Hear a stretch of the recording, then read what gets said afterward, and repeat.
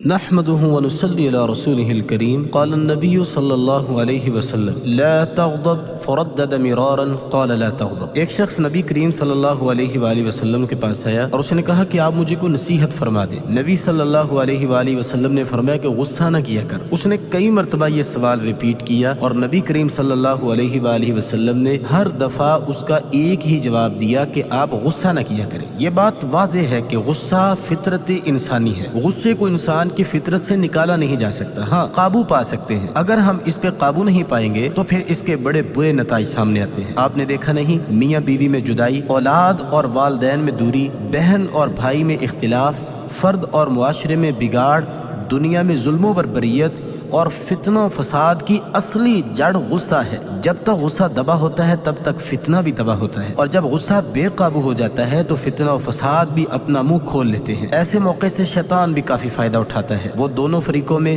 نفرت اور انتقام کی آگ بھڑکاتا ہے۔ وہ ایسی باتیں انسان کے ذہن میں لے کے آتا ہے کہ جن کے کرنے سے انسان ایک دوسرے سے صدیوں دور چلا جاتا ہے، ایک دوسرے کا خون کر بیٹھتا ہے۔ آپ کسی کا چہرہ دیکھ کے اندازہ لگا سکتے ہیں کہ آدمی غصے میں ہے، رگیں پھول جاتی ہیں، چہرہ سرخ ہو جاتا ہے، سانسوں میں تیزی آ جاتی ہے، اور سم ٹائم آپ نے دیکھا ہوگا کہ انسان غصے سے کانپ رہا ہوتا ہے۔ غصے کو کنٹرول کیسے کریں، یہ انشاءاللہ ہم اگلے درس میں بات کریں گے۔